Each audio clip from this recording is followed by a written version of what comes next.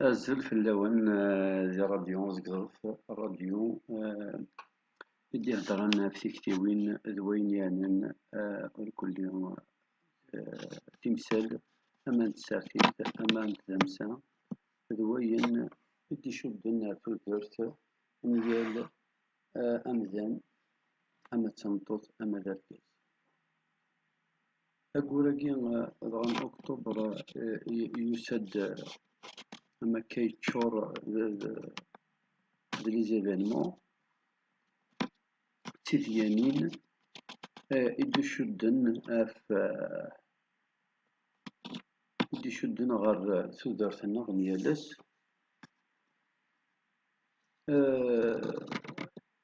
ضغط قوقوركي دان سبتمبر أكتوبر إيقموث يون غير إمسناون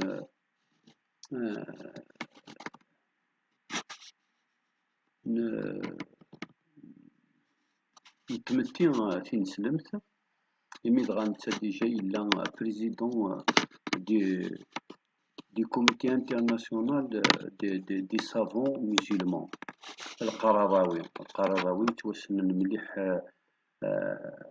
سورتو لي زاني 90 إمي سي ليجيت سي مصر يلا يهدر داكاكيا ينسلمن أما الوقاد يتظلن يتسوسو من كان كيسقان كي بونس ا لو دولا et qui prépare le delà أما الوقاد يبغان لو دولا سور تير c'est-à-dire أما ذي سلافيست ني يحملن الجهاد أما الوقاد هكاكيا غير ويدي سي تحسيس الوقاد وسن تحسيس راه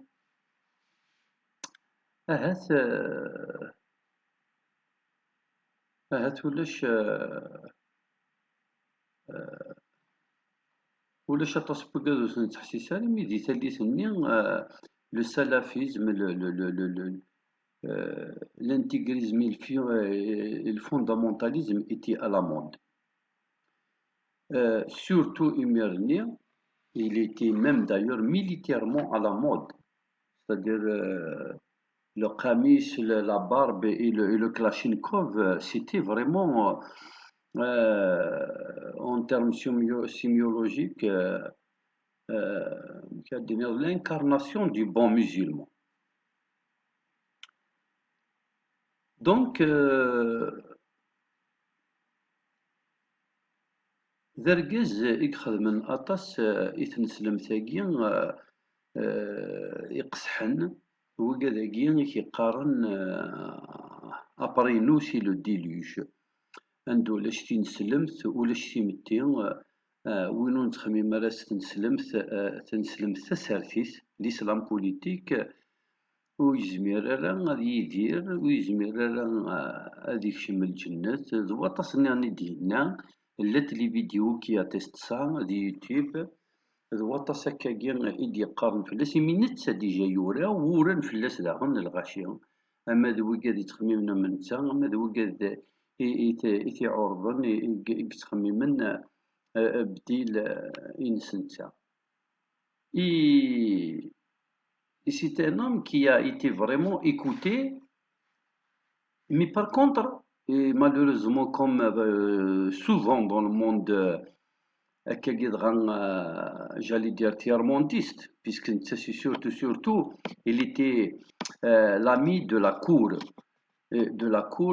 plutôt des cours des rois et des royaumes, mais nous l'avons jamais vu conseiller auprès du chancelier allemand, de la reine de Suède,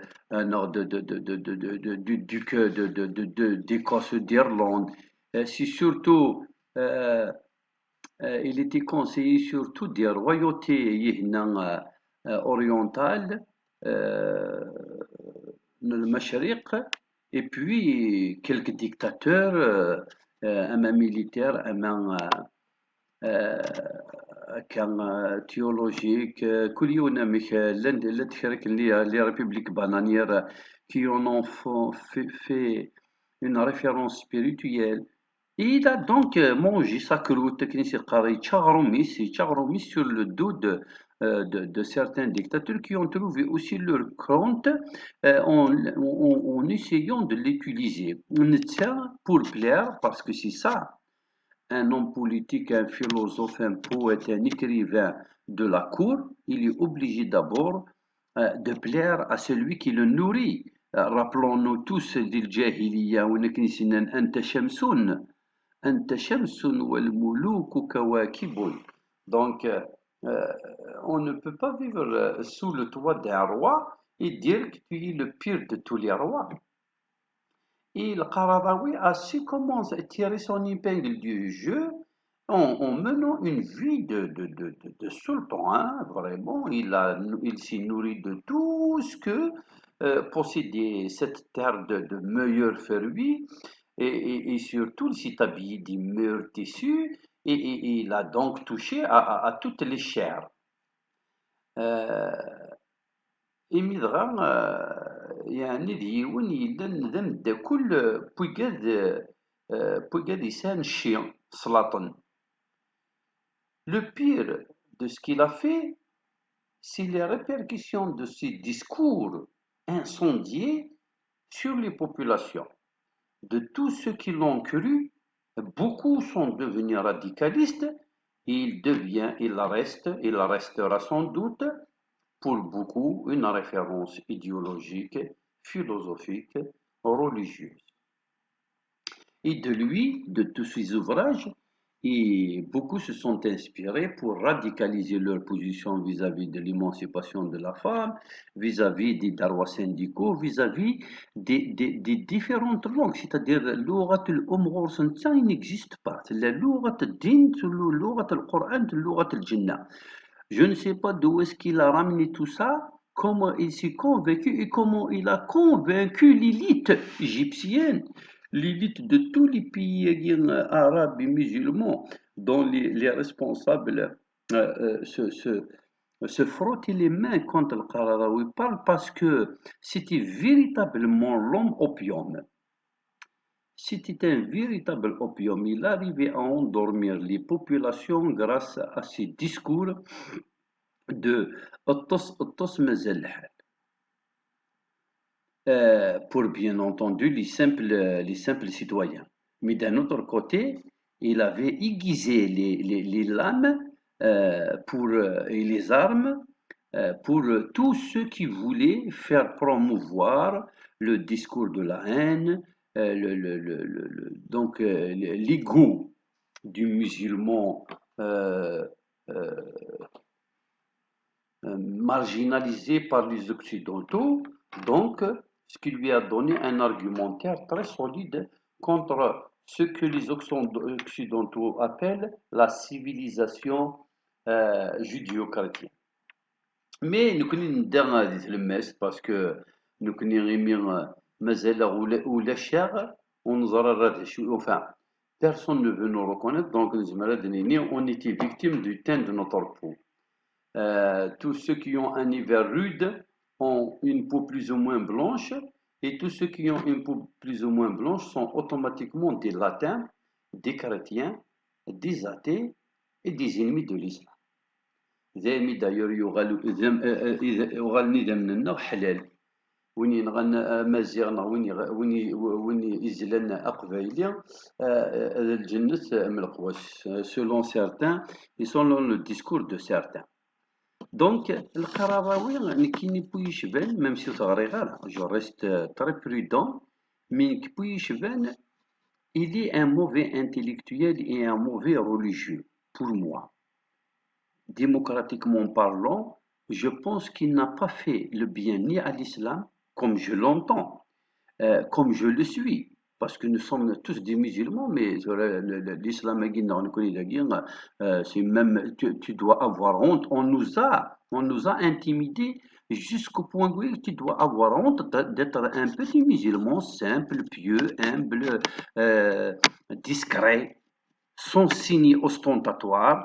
Et pourquoi? Parce que ce qui est à la mode et selon des hommes, des fabricants de discours, des propagandistes comme le Qaradawi, être un musulman comme l'islam de Kabylie, par exemple, c'est quelque chose de très, très, très, très effacé, de très simple, au point que on n'est même pas reconnu. ما يحسبوناش même pas باللي رانا مسلمين كيما هما.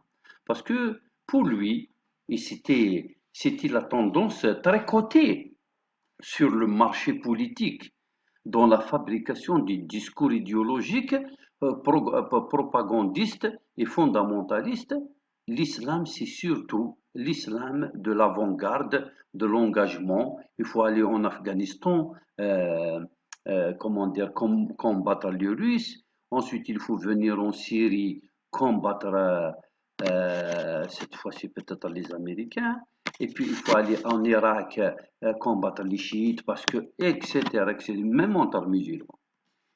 Et Qaradawi, je ne sais pas qu'est-ce qu'il se dit maintenant là où il est, de la place là où il se trouve actuellement, mais euh, je ne voudrais pas être ni son proche, ni un disciple à lui.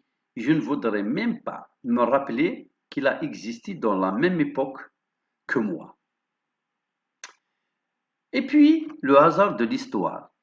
Et d'ailleurs, c'est ce qui m'a fait penser à parler un peu de lui, parce que ce n'est pas réellement lui qui était intéressant pour moi, puisqu'il ne fait pas partie de mes centres d'intérêt ni de ma tasse de thé.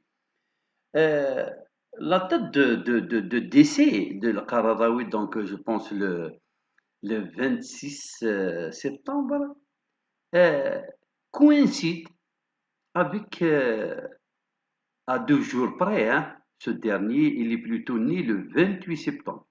Coïncide avec la naissance d'un grand homme, bon, d'un grand pas comme Al-Qaradawi par rapport à la réputation, puisqu'ils sont tous les deux connus. Mais un grand, cette fois-ci, celui-là, il a réellement servi la science. Il a réellement servi la science, il a même sauvé l'humanité en inventant le remède contre une maladie très très répandue à son époque, au début du XXe siècle, à savoir Louis Pasteur. Louis Pasteur, donc, est né un certain 28 septembre et regardez la bonne coïncidence. Deux hommes d'horizons différents, de visions du monde différentes, de domaines prédilection différents. S'il est dans un laboratoire, il ne croit qu'en le concret, qu'à ce qui est mis sous le microscope et tout ce qui est soumis à l'expérience. Et c'est ça justement la définition entre autres de la science, de tout ce qui est scientifique. Et l'autre, c'est l'abstraction, c'est le surnaturel, c'est comment rencontrer tout ce qui n'est jamais visible, etc. Euh, donc, cette contradiction fait que euh, on voudrait, nous, les petits citoyens de ce bas monde, euh, on voudrait savoir lequel aurait, puisque maintenant tous les deux sont morts, et c'est leur passé qui doit parler pour eux. Ils ne pourront plus ni corriger, ni empirer, ni accentuer, ni améliorer, ni faire mieux, ni faire pire, puisqu'ils sont tous les deux décédés. Mais lequel d'entre eux aurait fait du bien à l'humanité? Parce que finalement, c'est ça. Et c'est tout à fait normal de faire la différence entre les humains qui ont marqué leur temps parce qu'ils étaient des hommes publics, donc soumis à la critique, soumis à l'invective des fois. D'ailleurs, que ce soit les scientifiques ou les hommes politiques ou les hommes de religion, ils sont tous soumis, des fois même à l'insulte, à l'invective, aux calomnies. Mais par la suite, on finit par leur reconnaître le mérite quand mérite il y a. Et de ces deux hommes qui sont presque nés et morts presque le même jour, du même mois, Si nous devrions, nous, en Algérie, choisir l'un d'entre eux, est-ce qu'on aurait choisi d'avoir Pasteur comme compatriote, qui a donc inventé le remède contre la rage, et de la rage sont venus tous les autres remèdes, et qui, grâce à ces vaccins, la petite enfance maintenant est beaucoup plus importante, vit mieux et vit plus longtemps, parce que justement avant, euh, les humains nés sur 100, sauf par exemple une vingtaine arrivés à l'âge de la scolarité. Et grâce à lui, donc, la natalité était beaucoup plus importante et les enfants arrivaient à résister contre toutes les maladies euh, infantiles qui existent et qui existent encore. Ou alors, aurions-nous choisi d'avoir comme compatriote Al-Qaradawi qui, du haut de son minaret, de son prêchoir, et à travers le mégaphone de son minaret, il prêchait euh, donc des discours contre tous ceux qui ne lui ressemblent pas. Et maintenant que la technologie est là, il y a effectivement toutes ces vidéos dans lesquelles il s'est lâché pour dire ce qu'il pense, parce que c'était à la mode à l'époque. Si c'était maintenant, sans doute, il n'aurait pas sans doute raconté comment il s'est marié, comment il entretenait ses épouses et qu'est-ce qu'il pense de la femme et des enfants, qu'est-ce qu'il pense de la société, comment doit se comporter le peuple envers le chef, etc. Et drôle de coïncidence, mais tout ça, ça prouve que l'histoire est encore spirale. Il restera spirale dans un éternel recommencement. Et que euh, certains auront la chance d'avoir les mauvais dans leur tissu social, d'autres auront plutôt les premiers auront la malchance, les seconds auront la chance d'avoir donc les méchants dans leur société. Et peut-être vice-versa, euh, autour de rôle, nous aurions, nous, à notre tour, un jour, un grand qui fera l'honneur euh, de cette société, société maghrébine, société amazigh, comme par exemple vient de le faire Benzema, Karim Benzema, le poulain du grand et l'unique, et l'incontournable Zinedine Zidane, qui ont effectivement honoré toute la terre africaine, mais surtout euh, le football algérien et le football africain du Nord avec cette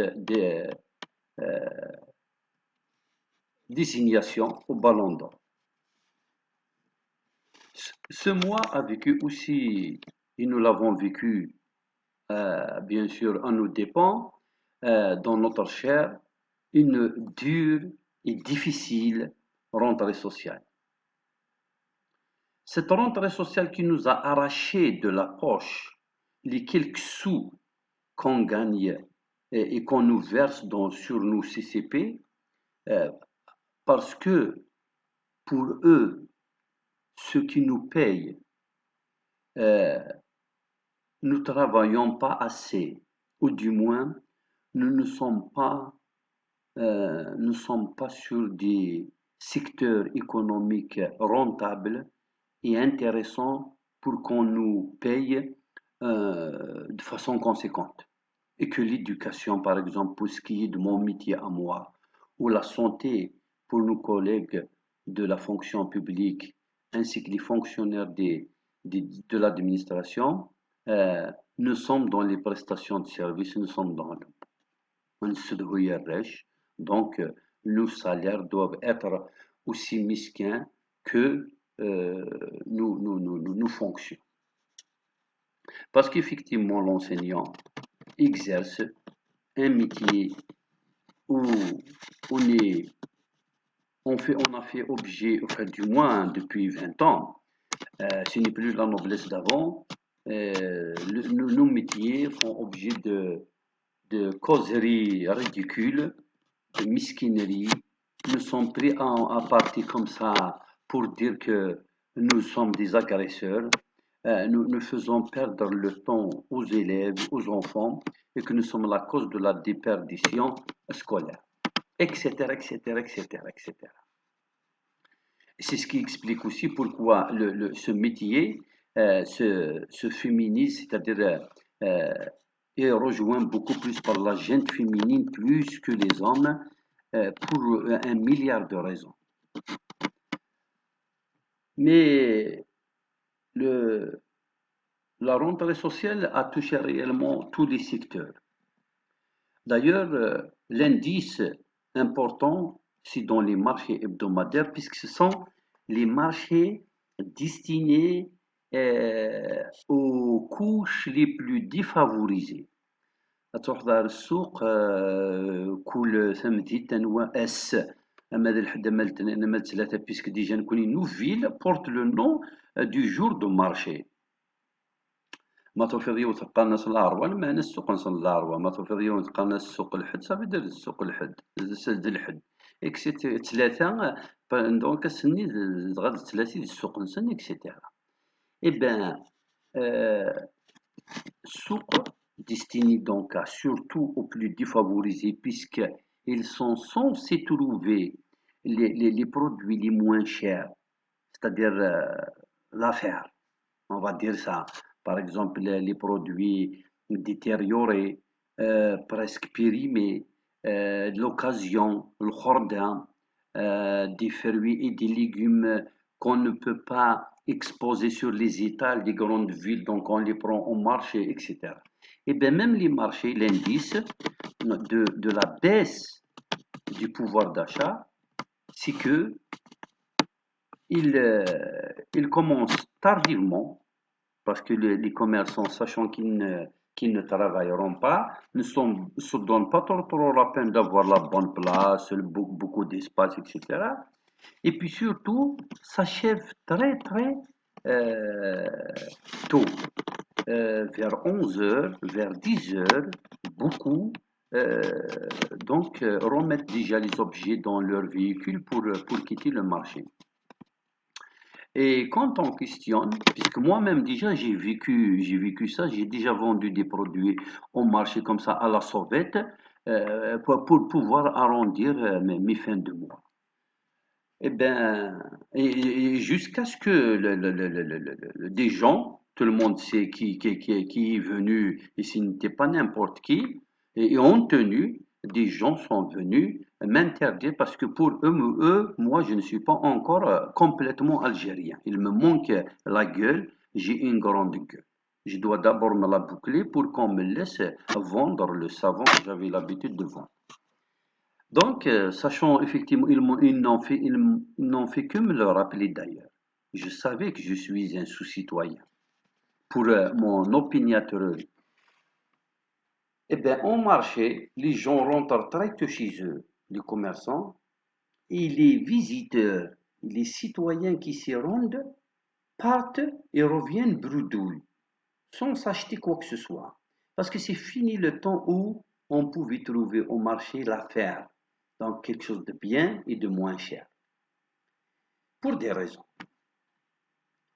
Euh, et donc, cette rentrée sociale qui est très très douloureuse pour les pères de famille a laissé des séquelles.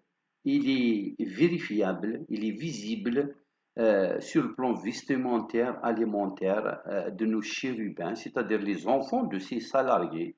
Parce que quand tu n'as pas les moyens, alors comment tu fais? Tu n'achètes pas de nouveaux vêtements pour ton fils. Il fait sa rentrée sociale avec les vêtements de l'Aïd. Parce qu'on ne peut que acheter une seule tenue sur 8 mois. Donc à peu près l'enfant, il aura à peu près 2 tenues par année. Et nous voyons aussi le nombre de personnes qui se sont inscrites dans les associations qui ont procédé à la circoncision gratuitement. C'est incroyable. Il a quadruplé. D'habitude, les citoyens qui avaient plus ou moins de moyens euh, pouvaient et, partaient s'inscrire, plutôt prendre rendez-vous chez des médecins privés pour une bonne circoncision dans le calme et la sérénité, sans fil d'attente, mais en payant le prix. Et bien, depuis l'année passée, le nombre de parents qui pourtant travaillaient à deux, donc ils avaient un salaire de ménage de 70, de 80 000 dinars, préféraient quand même la file d'attente, peut-être même des disputes, peut-être même des ratages parce qu'on ne sait pas quand l'équipe médicale est exténuée s'il va réussir l'opération, la petite chirurgie, etc. Eh bien, ils préfèrent quand même pour économiser ces 5 000, ces 6 000 dinars parce que ça leur permettrait de se les offrir comme cérémonie de, je ne sais pas, le déjeuner familial ou des vêtements ou autre chose de plus utile, peut-être des ustensiles pour la cuisine ou carrément réparer sa voiture. Cette rentrée sociale aussi, qui n'est pas encore achevée, parce que les gens ont intériorisé comme on a l'habitude de le faire, mais c'est vers le mois de décembre que euh, les gens vont se rendre compte de l'état réel de leurs recettes annuelles et de leurs revenus. Ils se rendront sans doute compte que euh, par rapport à l'année passée, ils n'ont pas été chez le boucher, presque du tout, depuis septembre. Ils n'ont pas été chez le vendeur de chaussures. Ils ont fini par mettre un peu de colle à leurs chaussures alors que d'habitude ils pouvaient la laisser chez le cordonnier et lui ajouter même un pourboire. Ils ont oublié ou fait semblant de ne pas aller chez leur spécialiste alors que chaque 3 mois ils devaient contrôler chacun selon sa maladie. Parce que le cabinet médical, c'est des honoraires, parce que la clinique médicale privée, parce que le secteur public, il est fait riche. Si tu n'as pas d'amis, de connaissances dans le secteur public, chiche. Un simple citoyen, il part, il fait une radio, ou un scanner, ou quelque chose. Tu ne passes ni chez le spécialiste, rien, rien, rien, rien. Ils ont le discours, ils ont le comportement, ils ont l'attitude, ils ont les techniques de sorte à ce qu'ils vont te dissuader et tu vas sortir en souriant. C'est comme ça qu'ils sont débordés. Ils ont la routine, ils ont le langage, ils ont appris à vivre avec la bureaucratie ambiante. Donc, on ne sent pas, ou pas vraiment, la crise sociale et la crise financière et la dévalorisation de notre monnaie parce que nous nous sommes privés de choses qui, à un certain moment, étaient dans notre quotidien, faisaient partie de notre... on pouvait les retrouver comme légumes, comme fruits, comme aliments dans notre cuisine. On pouvait se les offrir comme habits et on pouvait aussi se les permettre dans les différentes prestations qu'on pouvait nous faire en les payant. Eh ben maintenant, on se les prive euh, avec, euh, avec discrétion, euh, mais on finira par les oublier et les transformer en luxe. Et bien entendu, on finira par les oublier, comme nous avons oublié qu'il y a 40 ans de ça, partir en France, c'était un simple projet. Allez, tiens, cet été, je veux partir faire les vendanges. Par exemple, octobre, septembre, puisqu'on parle de vendanges, ça me rappelle, euh, plusieurs fonctionnaires algériens gardaient leur congé annuel pour septembre et octobre parce qu'ils partaient en France, travaillaient là-bas pendant tout le mois et en même temps se promenaient, revenaient avec des valises et avec leur simple salaire, ils pouvaient s'offrir ça.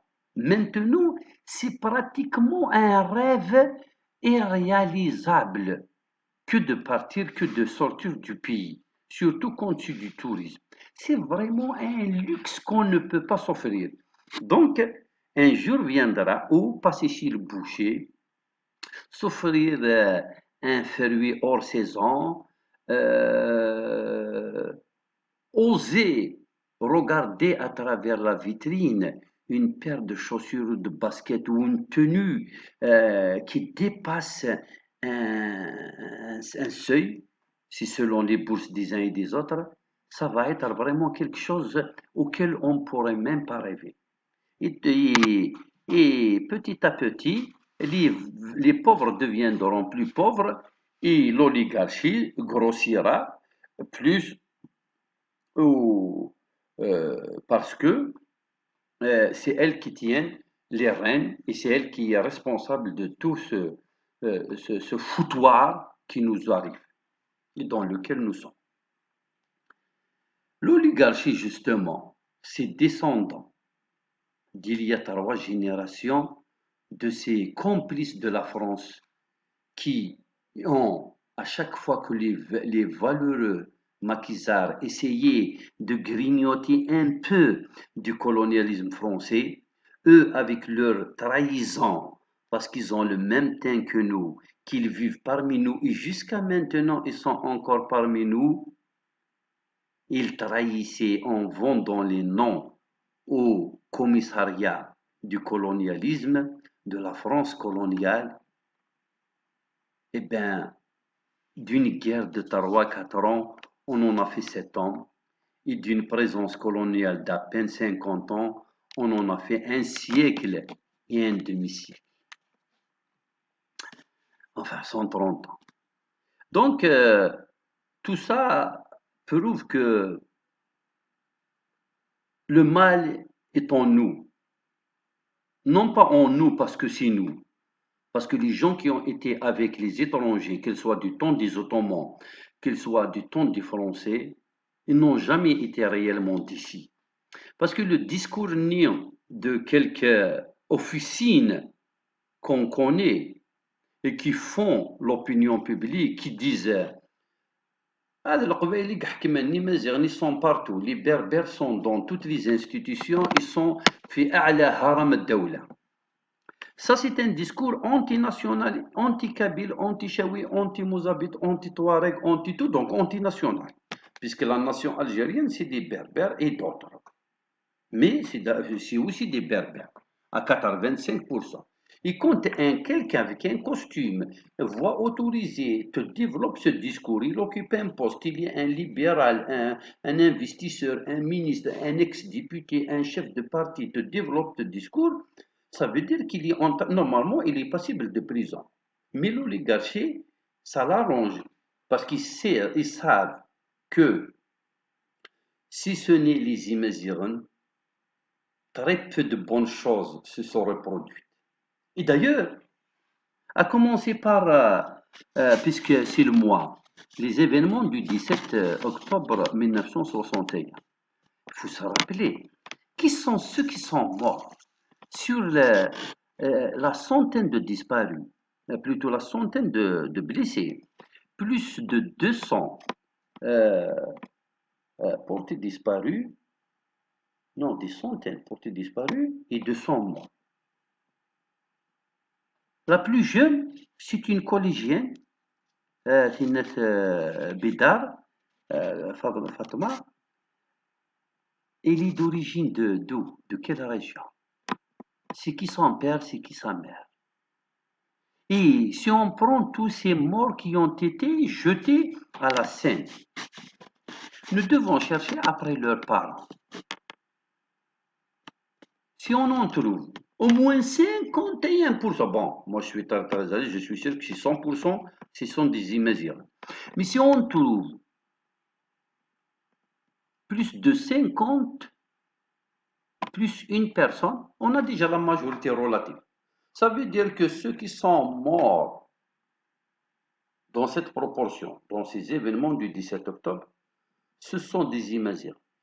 Ces imaginaires, il leur revient de Darwa d'avoir au moins le droit à la parole, puisque leurs ancêtres, il faut parler en termes de légitimité historique. Comment ça se fait que toi, tes ancêtres ont vendu l'Algérie à un dinar symbolique, à un franc à l'époque? Et toi, tu es en train de faire le destin avec le dos de la cuillère.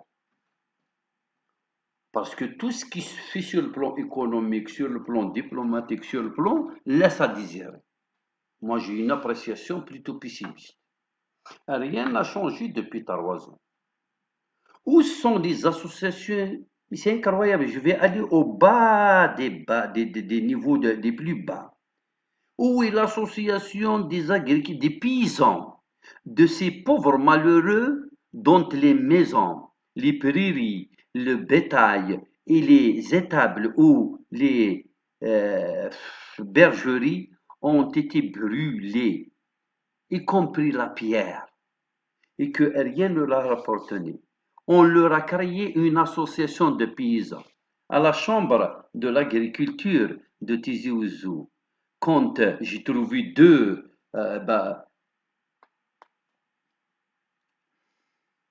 fonctionnaires auxquels j'avais demandé la faveur de nous épargner les frais de la carte d'agriculteur, 200 000 dinars, 300 000 dinars. Parce que des gens ne peuvent pas payer ces frais de, de la vignette pour actualiser la carte. Chaque année maintenant, c'est 3 000 dinars.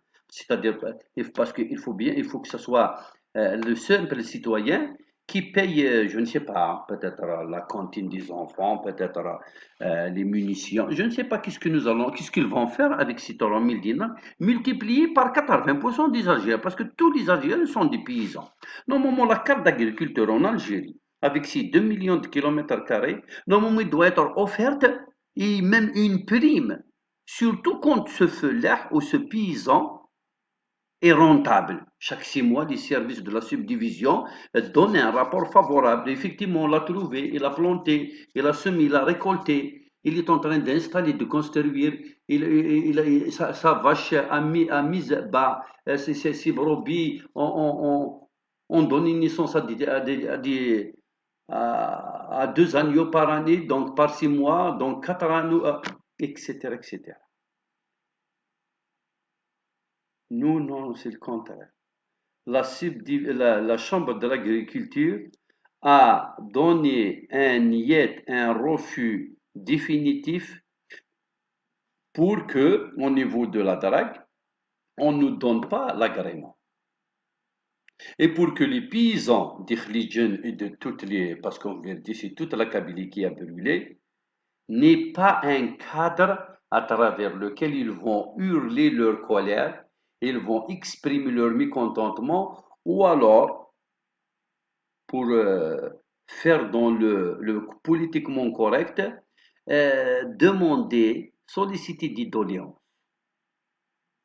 solliciter des choses auprès des services concernés, un arbre, euh, un matériel agricole rudimentaire, une assistance, une aide quelconque, un accompagnement. Pouvez-vous nous faire une ouverture de piste, etc., un fonçage de pluie, un captage d'une eau de source, etc., etc. Rien n'a changé, si ce n'est, justement, puisqu'on parle de l'eau, l'eau dans nos robinets est beaucoup plus fréquente qu'avant. Il est plutôt bien géré. Nous arrivons à avoir pendant quelques heures seulement, mais d'une façon assez fréquente, de l'eau potable. Enfin, potable. Nous n'avons pas les moyens de nous offrir de l'eau minérale euh, qu'on achète, donc on le consomme du robinet, mais jusque-là, on n'en meurt pas. Donc, à la limite, on peut dire que c'est de l'eau potable. À part ça, il n'y a absolument rien qui a changé. Et comme nous sommes dans un monde en perpétuelle transformation, celui qui n'avance pas recule. Donc, à part l'eau dans le robinet, les autres secteurs, sans qu'on se rende compte, parce qu'à l'échelle d'un humain, surtout qui est mal placé pour avoir l'information et les statistiques, nous savons que nous reculons, mais nous ne pouvons nous rendre compte que 2 ans, 3 ans, 4 ans après. C'est-à-dire c'est une fois quand c'est trop tard pour nous. Voici donc ce qui a fait un peu l'actualité de cette, rentrée sociale.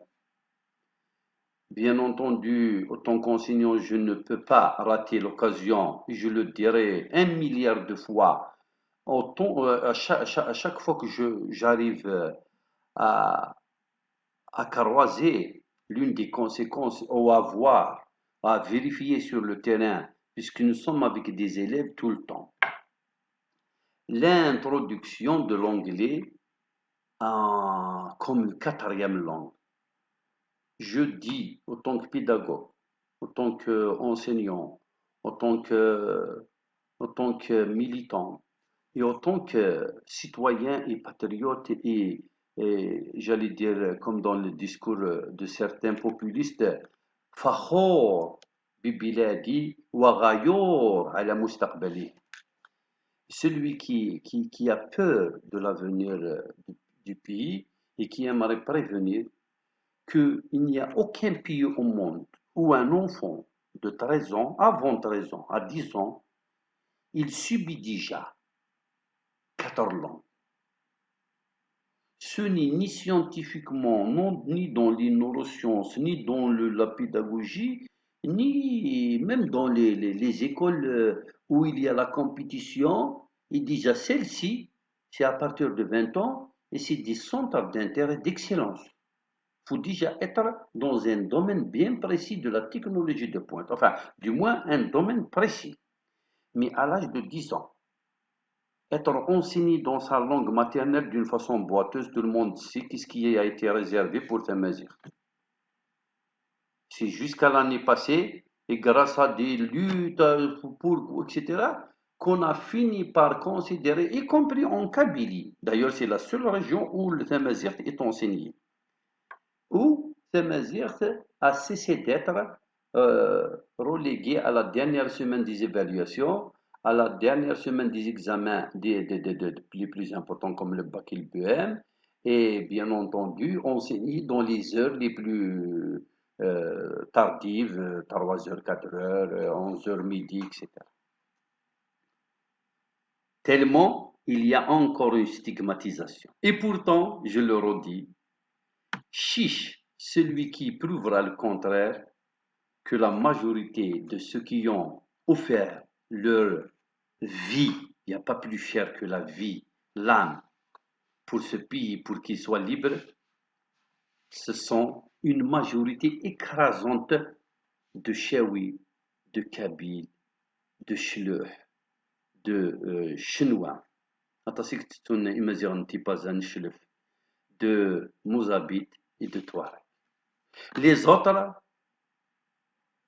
il y a comme ça, comme ça. Et tout le monde sait qui sont ces autres. Et beaucoup pensent que ce sont des Arabes. Non. Les Arabes n'ont fait ni du bien ni du mal.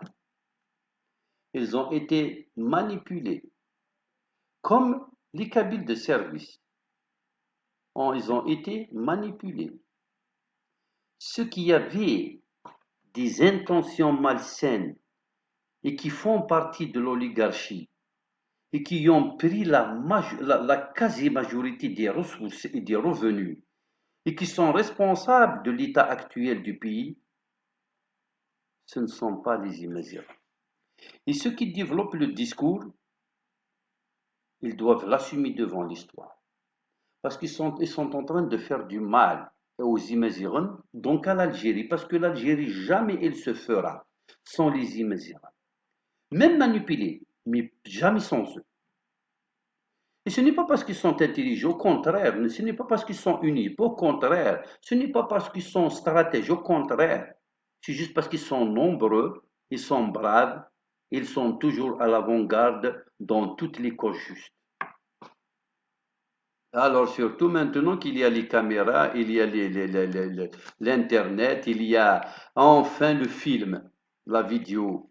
Cette preuve incontestable de la présence ou de la non-présence d'une personne qui déclare qu'il était ou qu'il n'était pas là où il devait ou il ne devait pas être.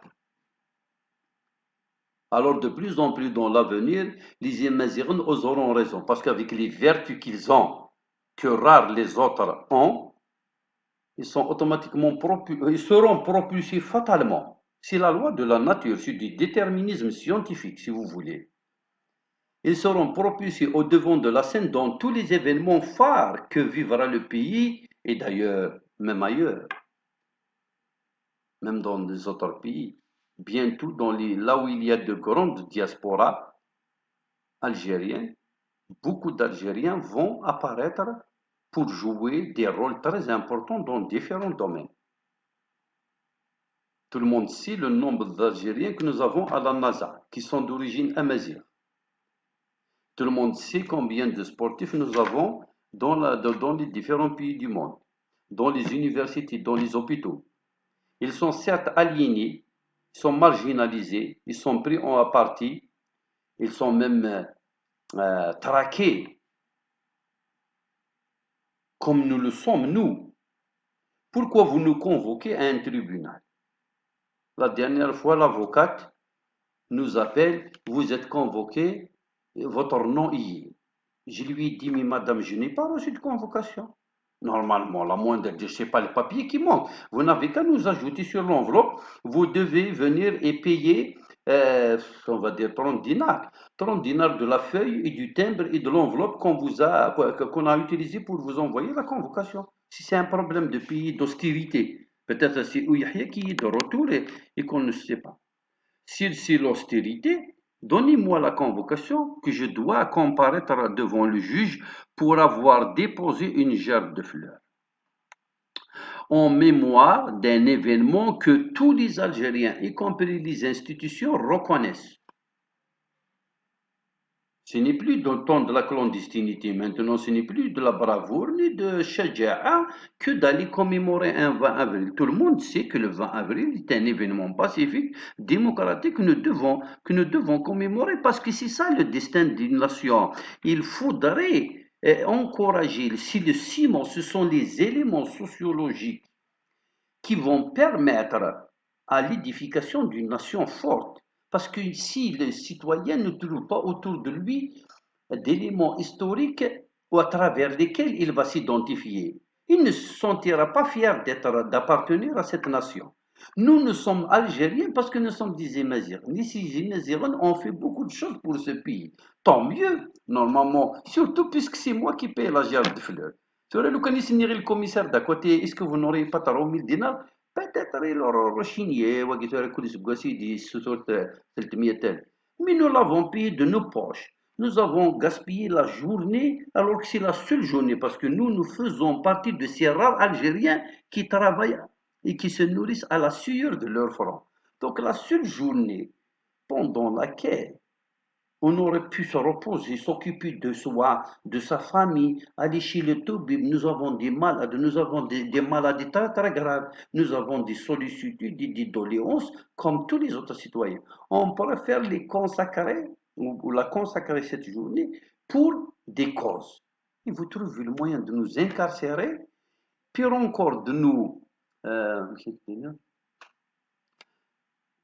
hajj, réquisitionner les drapeaux, les emblèmes amazirs qui ont toujours fait partie de cette nation. Au fait, à l'occasion de cette histoire de nation, la nation algérienne a toujours existé. Et ce n'est pas la France,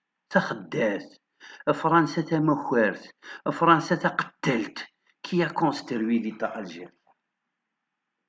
وماشي الدولة العثمانية الغزوة qui ont pris nos meilleures femmes, qui les ont volées, qui ont été très très malhonnêtes pendant les guerres puisqu'ils tuaient tout le monde.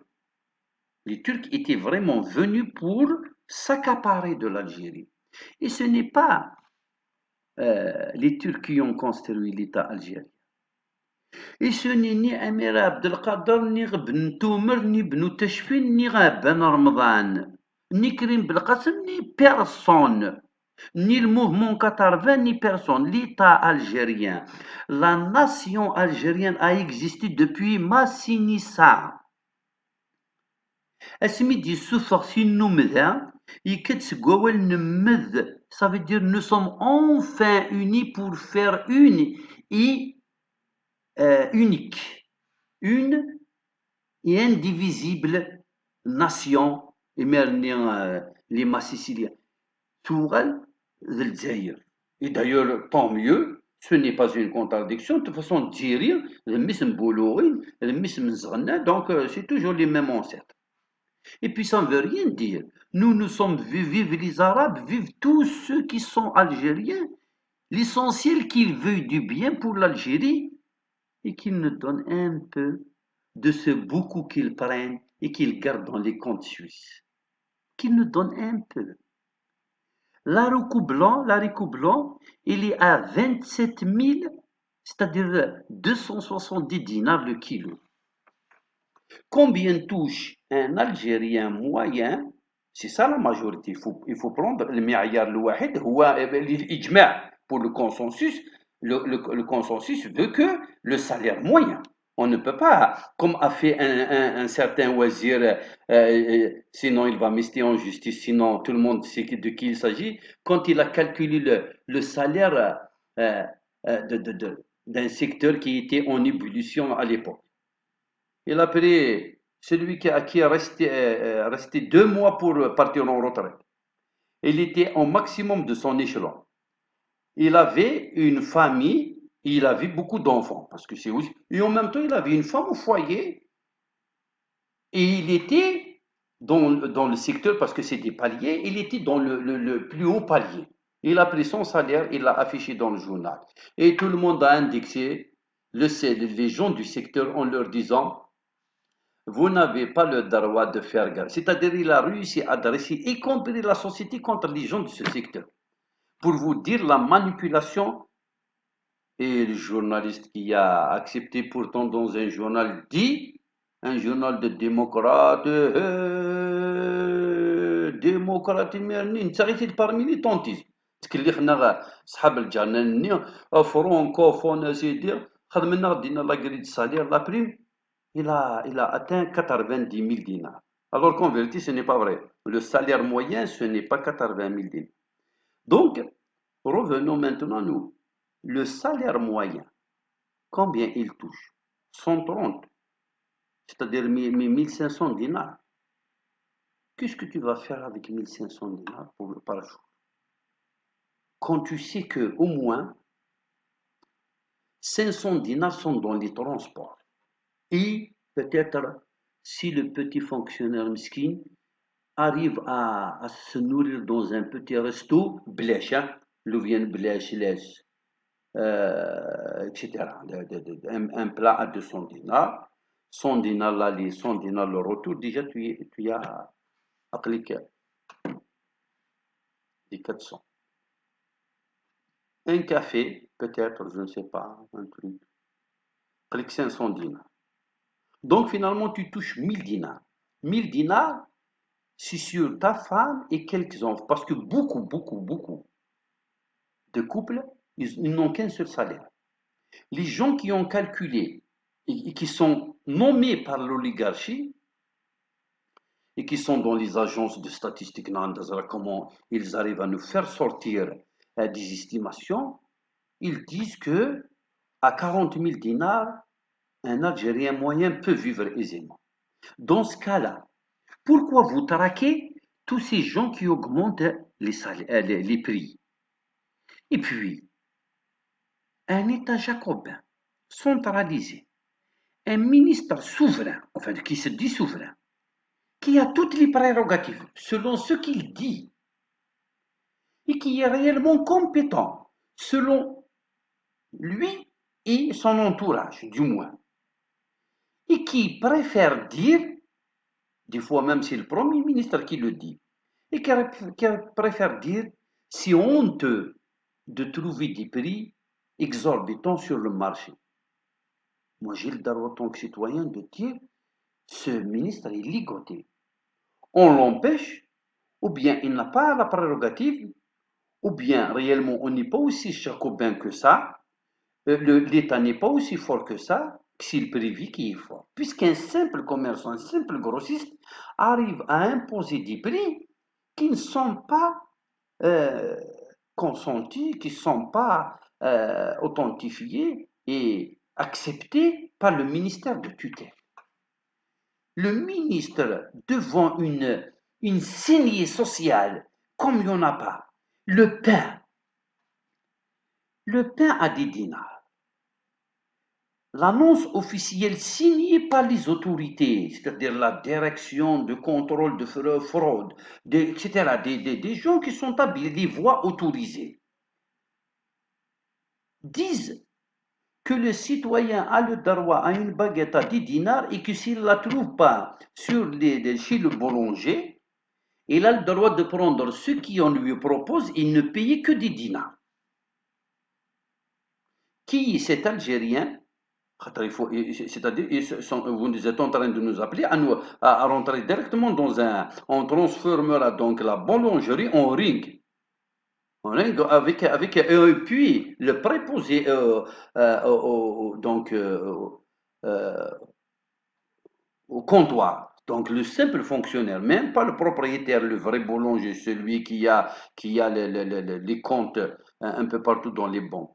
Le simple fonctionnaire qui est debout de 8h à 18h et qui jure par tous les cieux que la levure a été payée à 1300 dinars, qu'on est obligé enfin, de reproduire le discours qu'on lui a dit à l'intérieur, devant le four à 1000 degrés.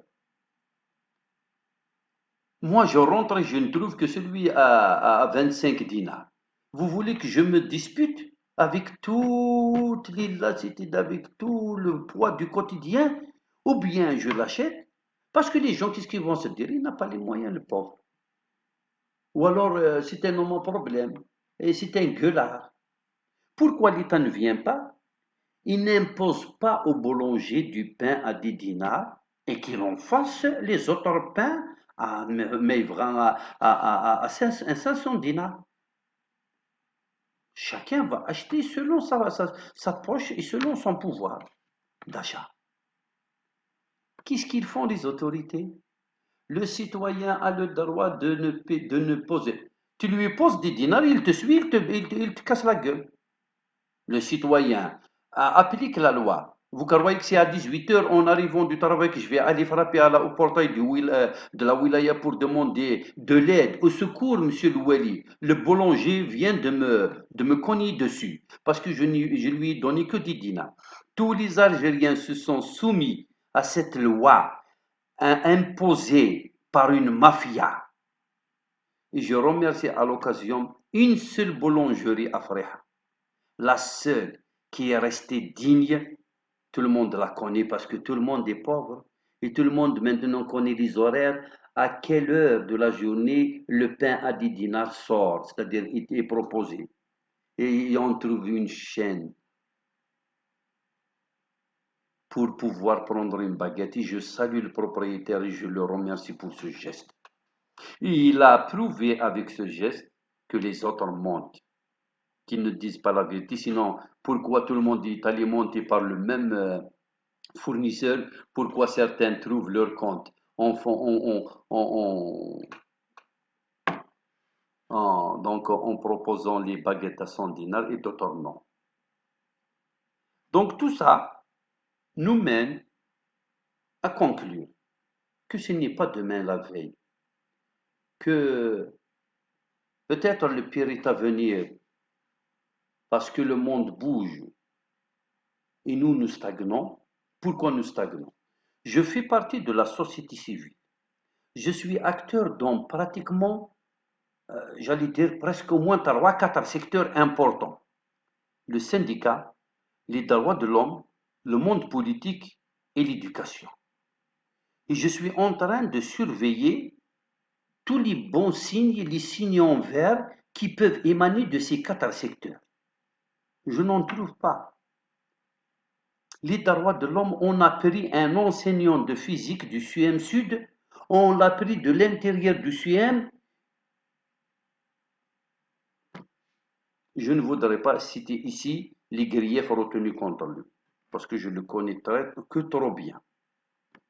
Un enseignant, pour faire cesser toutes les accusations et les supputations que le radio-trottoir fait de lui, les gens se disputent pour que leurs enfants soient dans la classe de ce monsieur, tellement il est éminent, un éminent enseignant de physique, un homme serein qui se consacre aux enfants, qui leur propose des heures sub gratuitement et qui consacre la totalité de ces 60 minutes réservées uniquement aux cours, qu'il ne parle ni de sa vie, ni de la politique, ni de la GSK, ni du Manchester United, ni de rien aux élèves à part de son cours. Il se retrouve, il n'a même pas les moyens, mais je ne voudrais pas parler donc de sa situation sociale, ça, c'est sa vie privée. Donc, les droits de l'homme, je n'en vois pas. Nous sommes convoqués pour le 8. C'est à l'avocate que j'ai dit à madame, je ne viens pas. D'abord, je ne suis pas convoqué officiellement. Deuxième raison. On me convoque alors que j'ai des élèves. Je ne voudrais pas pour venir et plaider, dire que je suis innocent, que ce que vous me reprochez n'a aucun fondement, que ce n'est pas vrai, que je ne suis pas l'ennemi de l'Algérie. Bien au contraire, moi, je suis prêt à mourir pour l'Algérie. Je suis prêt à mourir pour l'Algérie. Et ce n'est pas pour plaire. La preuve, si nous l'avions dit dans un bureau de parti politique dont on connaît les dénominations, j'aurais eu des milliards pour juste cette parole. Je le dis comme ça pour moi-même, pour dire, ce n'est pas aussi pour me justifier, je n'ai pas de compte à rendre à personne, parce que personne n'a fait ce que j'ai fait pour l'Algérie, les gens de ma génération. Personne n'a fait ce que m'a fait mon père pour l'Algérie, les gens de sa génération, et surtout mes ancêtres décimés jusqu'au dernier. Personne de vos ancêtres à vous les gens de l'oligarchie, n'ont fait ce qu'ont fait mes ancêtres pour l'Algérie, au temps où le Varou de Karouche, je mène le Varou de Karouche, pour charger un fusil, il te faut un quart d'heure. Ils ont quand même osé braver la peur. Alors, nous n'avons absolument rien à nous reprocher. Cessez de nous ester en justice, parce que de toutes les façons, ce n'est pas une solution et ce n'est pas comme ça qu'on construit notre... Maintenant, si c'est pour d'autres choses, c'est pour détruire la nation, là, ayez au moins le courage, nous sommes au 21e siècle, ayez le courage de nous le dire. Vous êtes là pour détruire la nation. Sinon, moi, la nation algérienne ne se fera pas sans moi. Et moi, si je ne pose pas mes lignes rouges, parce que en Algérie, chaque projet a ses lignes rouges. Même nous connaissons Maziran, nous avons nos lignes rouges. Où est l'Académie berbère? Vous avez introduit l'anglais au primaire. Tamazir, ça fait des lustres, les Noirs du Sahel. En 3 mois, ils ont appris le kabyle. Il y a des gens qui existent ici depuis 15 siècles. Jusque-là. Et puis, avec cravate, il te dit, moi, je viens de soutenir mon doctorat Filisaniet. Et quand tu lui parles en kabyle, ça veut dire quoi, Aharon? Pour se foutre de ta gueule. Parce qu'il va t'obliger. Il sait que c'est une politique qui paye. Des rohk mahboul, pour lui traduire, il sait que nous sommes braves, comme je l'ai dit tout à l'heure. Donc, c'est normal, nous allons à 15 heures, on va parler en israélien à monsieur parce qu'il est israélite, il ne comprend pas le kabyle. Non, monsieur. Tu apprends le kabyle et tu apprends le tamazight. La prochaine fois, tu me parles dans ta langue, je te rends dans la mienne. Je ne veux pas que ma langue disparaisse.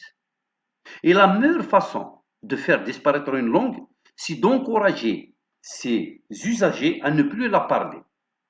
Et la meilleure façon d'encourager la survie d'une langue, c'est de permettre à ses usagers de la parler. Alors maintenant, je parle en amazigh et je te rends en amazigh. Si tu ne veux pas comprendre, qu'on aille jusqu'au bout de votre logique. l'entêtement, me provoquer, me convoquer au tribunal parce que j'ai porté l'emblème amazigh, ça, c'est vraiment du racisme. C'est de la xénophobie. Parce que ça n'a absolument rien à voir avec le refus de l'autre. Je défends une langue. C'est un peu comme si je joue au tennis et toi tu joues au hand. Tu ne peux pas m'obliger à jouer au hand. Je préfère le tennis, peut-être que mes potentialités physiques sont portées sur ce sport, contrairement au tien. Peut-être c'est toi qui vas réussir mieux que moi, mais tu ne peux pas. Ce n'est pas au XXIe siècle. L'oligarchie en Algérie est en train de gagner du temps, ça, je suis d'accord. Mais pour dire qu'elle va gagner à imposer sa logique,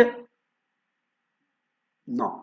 Il peut peut-être détruire et ralentir la logique de la justice, c'est-à-dire le bon sens.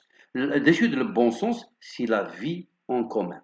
Tous les Algériens vont se reconnaître comme éléments d'une même société pour un vivre ensemble cohérent et harmonieux. Ça oui, mais je sais que ce n'est pas ses intentions.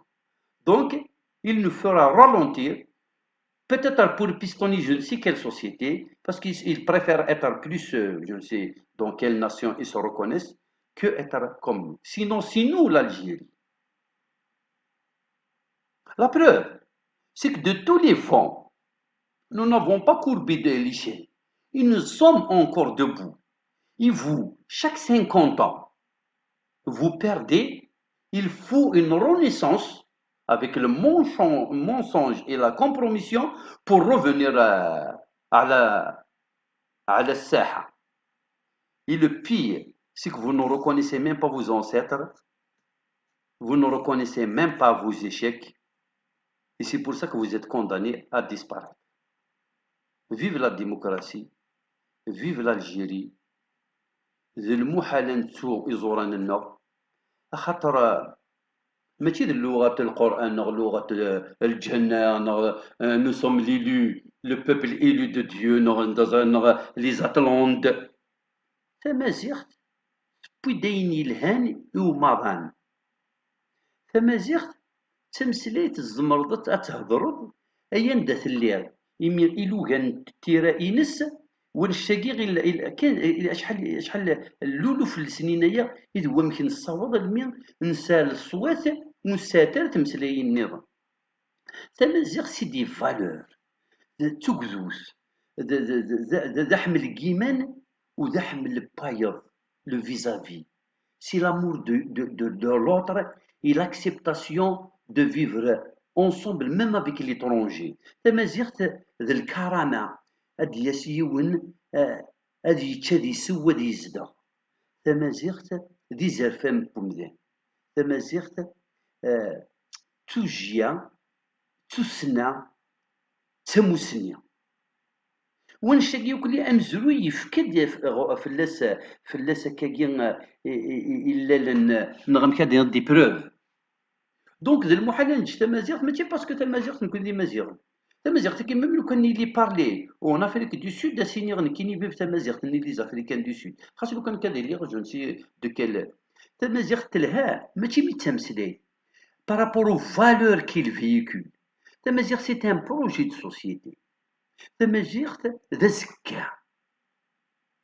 زكا ومضان اويثا غا الحبس نقيمس نكوني دي مازيغن أسا أزكى ينو بريد النير مؤسس الدولة الجزائرية مؤسس الأمة الجزائرية أجليد ماسينيسا تنميرت وين نعطيكم الصحة أنا ملي دي سلام